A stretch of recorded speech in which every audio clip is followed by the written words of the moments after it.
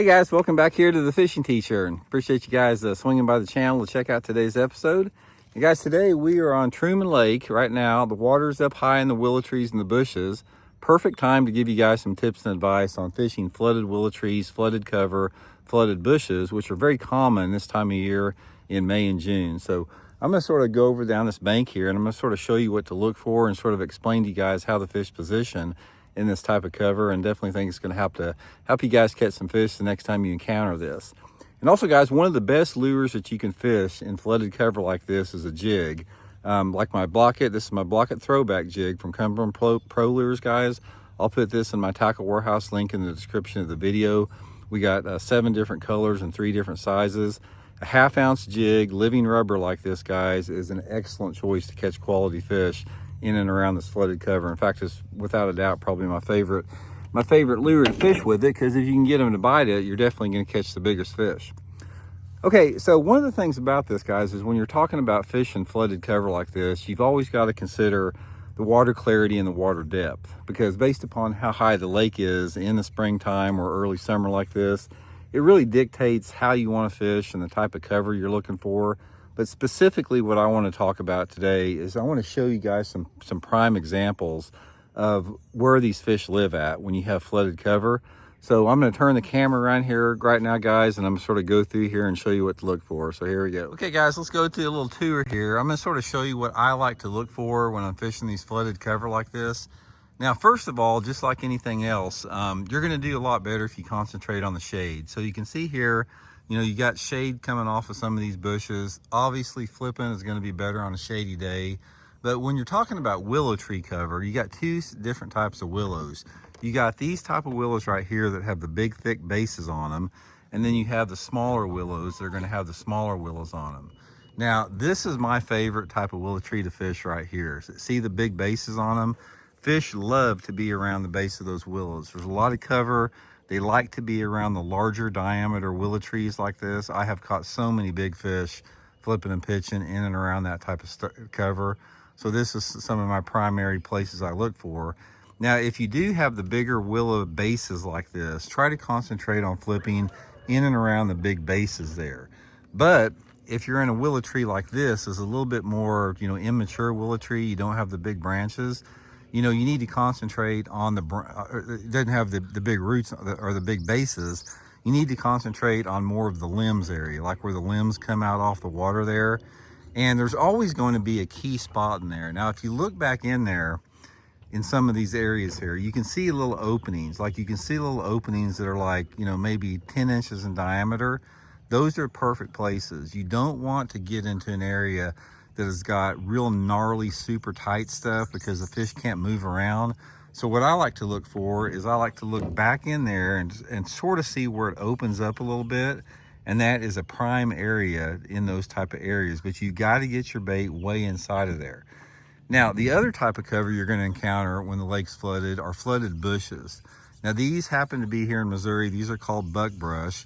These are very common throughout the country, and they got little round balls on them. You know, different varieties of them, but these are also excellent pieces of cover. Now, in general, what you're going to have is I prefer fishing the buckbrush. I catch more fish out of buckbrush than I do willow trees, but they're a little bit different, and some of them are better at certain times.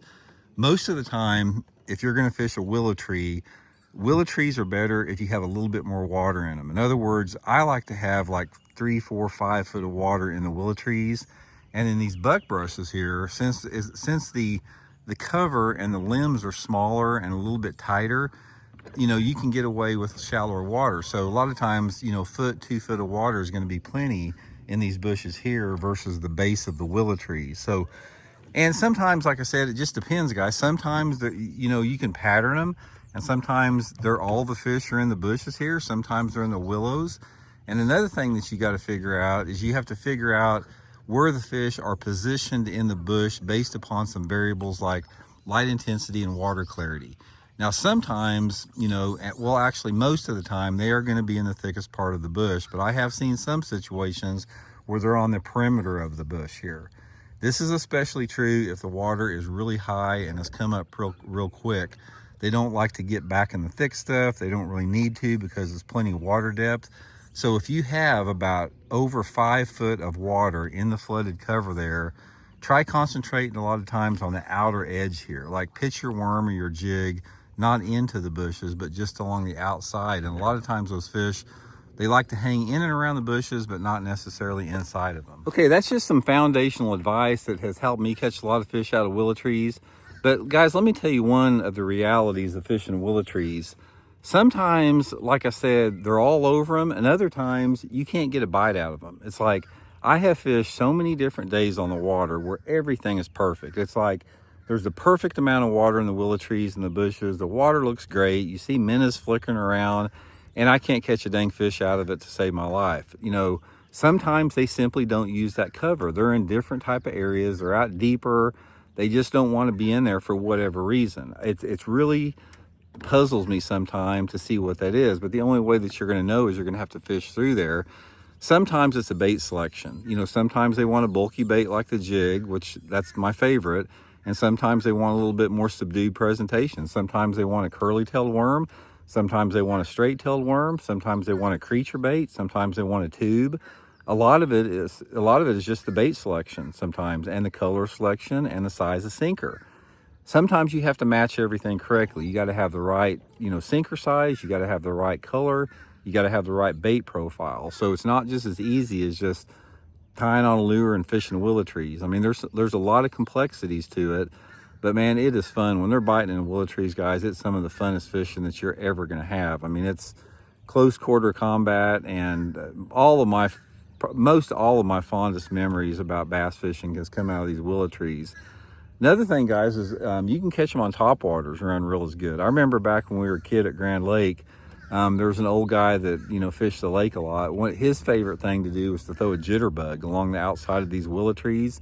And I went out with him a couple times. He had a 16-foot aluminum V-bottom with like a 10-horse motor on it and a little 12-volt trolling motor on the back of the boat.